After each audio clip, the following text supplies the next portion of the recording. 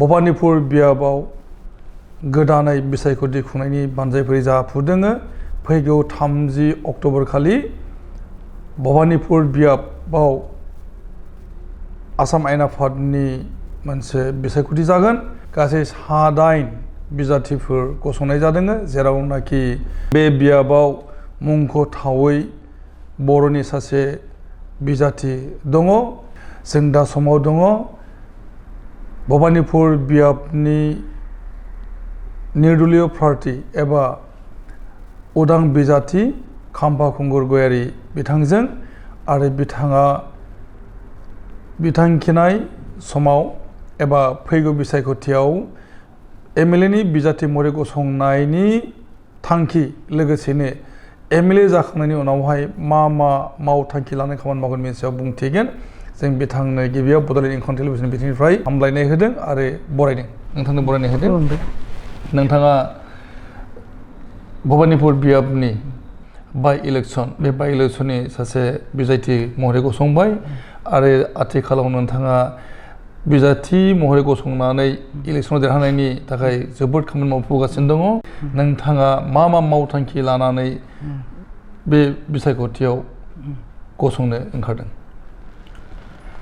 थांखिया जाहैबाय दिनै जों खोनाबोदोंमोन जों उन्दैयाव खोनाबोदोंमोन जोंनि बे भबानिपुर बियाबाव बर' एमएलए दंमोन मिलन बर' आरो सासे दंमोन बिनद गयारी बिथांमोनखौ जों खोनाबोदोंमोन थिग बिनि उनावहाय जोङो बर' एमएलए देरहाफोरनाय जों नुवासै जोंनि दिनाव जों जितिया देरफुयो बे समाव जों नुवासै अब्ला आं मोनसे थांखि लाबाय जे भबानिपुर बियाबाव बर' एमएलए मानो जाया मानि थाखाय गादबना दोनो गुबुन हारिया थिग बे बाथ्राखौ लानानै आङो एबार ग्रोबनै उदां बिजाथि हिसाबै आं गसंबाय बे भबानिपुर बियाबाव दिनै जाहाथे बर' एमएलए जों मोननो थाङाखैमोन बिनि थाखायनो आङो बे भबानिपुर बियाबाव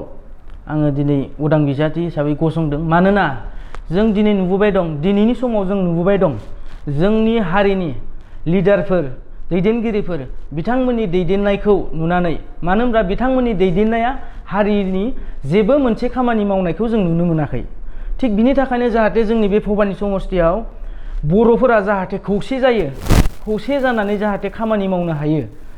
आरो खौसे जानानैनो आंखौ देरहाहोनानै जोंनि बर' ओनसोलनि गोग्लैसोना थानाय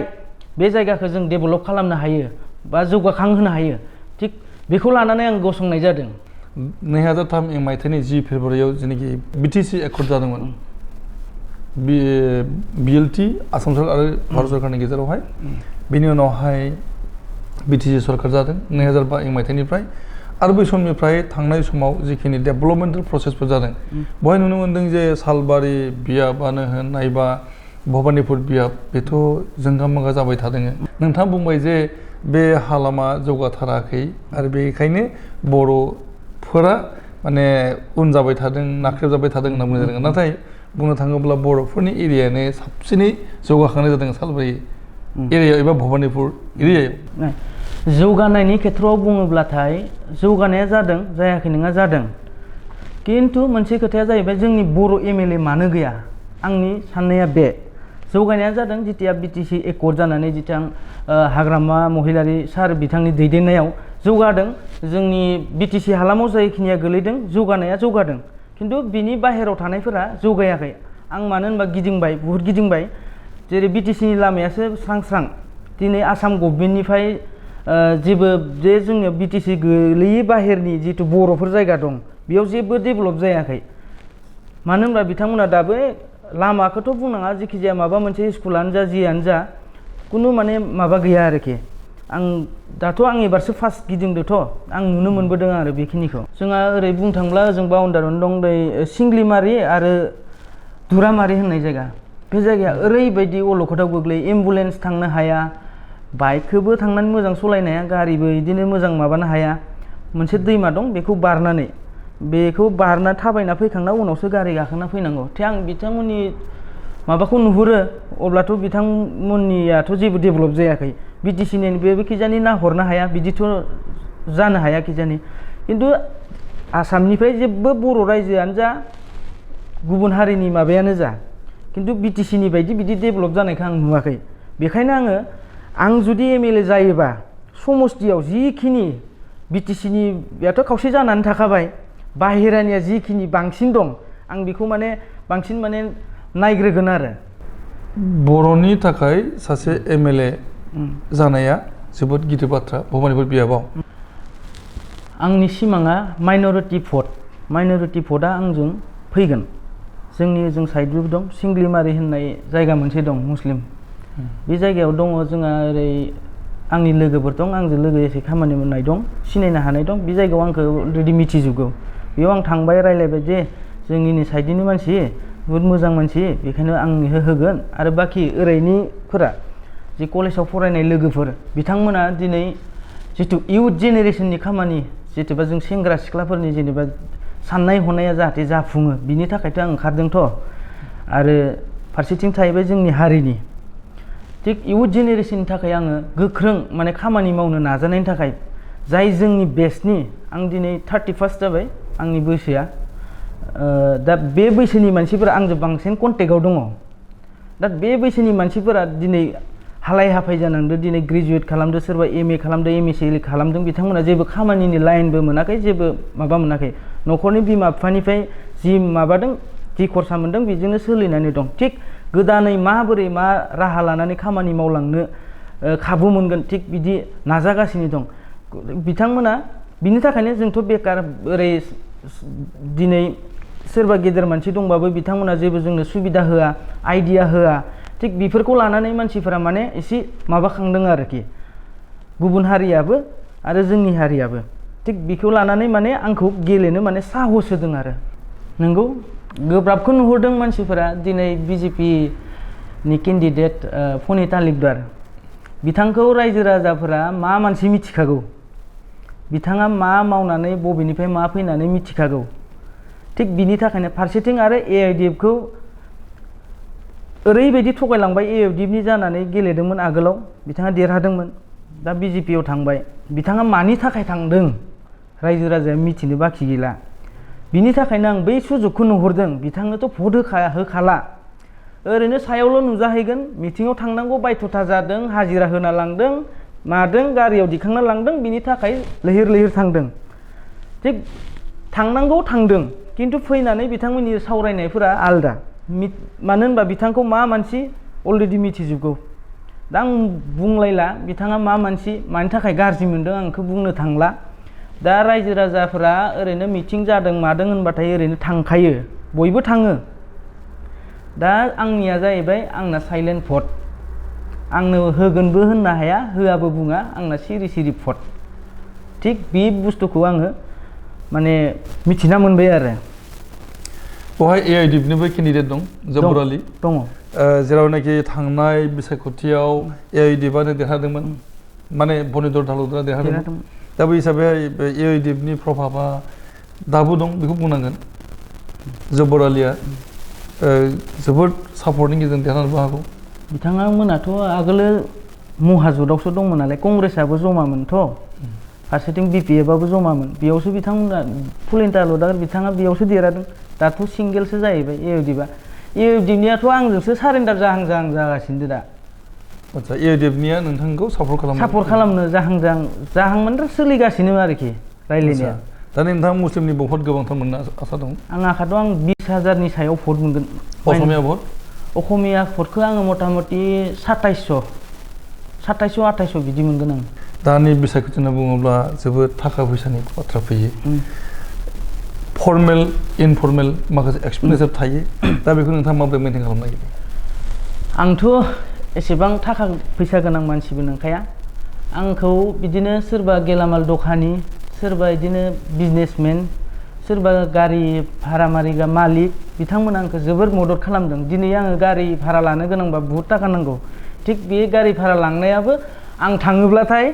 उल्थायै आंनो गाव निजेनो थाव सोनानै आंखौ गिदिंहोबाय दं नायदो दिनै इउपिपिएलआनो जा पिपिएफआनो जा गोख्रों बिथांमोना डिसिसन लानो हायाखै थांखि लानो हायाखै एक्चुअलि सोरनो भट होमारनांगोन नंगौ इउपिपिएलआ बिजेपिजों सरकाराव दं किन्तु बिथांमोननि सापर्टारफोरा candidate as a candidate Phani Talukdar बिथांनो भट होआ बे पाक्का फाइनाल जाखाबाय फारसेथिं बिपिएफनिखौ बुङोब्ला बिपिएफनियाथ' नोङो नायदो दिनै